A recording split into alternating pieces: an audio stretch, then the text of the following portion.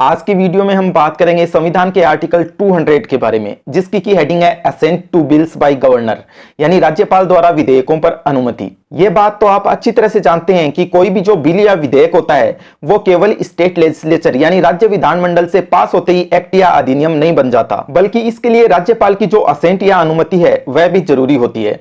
तो इसका सीधा सा मतलब यह हुआ कि जब कोई बिल राज्य विधानमंडल से पास हो जाता है तो फिर उसके बाद उस बिल को भेजा जाता है राज्यपाल के पास उनकी असेंट के लिए। और जब कोई बिल राज्यपाल के पास असेंट के लिए आता है तो ऐसे में उनके पास टोटल 4 ऑप्शंस होते हैं। पहला ऑप्शन तो यह होता है कि राज्यपाल उस बिल पर अपनी असेंट दे दे। ऐसा होने पर वह बिल जो है वो एक्ट बन जाएगा। इसके बाद दूसरा जो ऑप्शन होता है वो ये होता है कि राज्यपाल अपनी असेंट रोक ले यानी विथहोल्ड कर ले।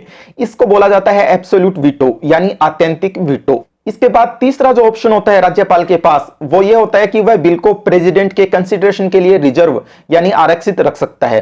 इस पर्टिकुलर पॉइंट के बारे में जो ध्यान रखने लायक बात है वो ये है कि अगर कोई बिल हाई कोर्ट की पोजीशन को खतरे में डालता है तो फिर उसे हर हालत में प्रेसिडेंट के कंसीडरेशन के लिए ही रिजर्व रखा जाएगा। यानी कि इस तरह के बिल के संबंध में राज्यपाल बाकी के अपने कोई भी ऑप्शंस अप्लाई नहीं करेंगे। इसके बाद चौथा और अंतिम जो ऑप्शन होता है राज्यपाल के पास वो यह होता है कि वह रिकंसिडरेशन यानी पुनर्विचार के लिए बिल को वापस राज्य विधानमंडल को लौटा दे। इसको बोला जाता है राज्यपाल का सस्पेंसिव वीटो यानी निलंबनकारी वीटो।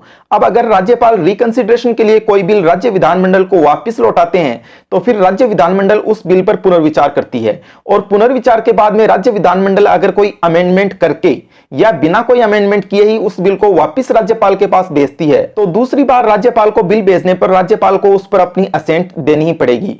यहां पर एक और जो महत्वपूर्ण बात ध्यान रखने लायक है वो यह है कि राज्यपाल कभी भी किसी मनी बिल को रिकंसिडरेशन के लिए वापस राज्य विधानमंडल को नहीं लौटा सकते।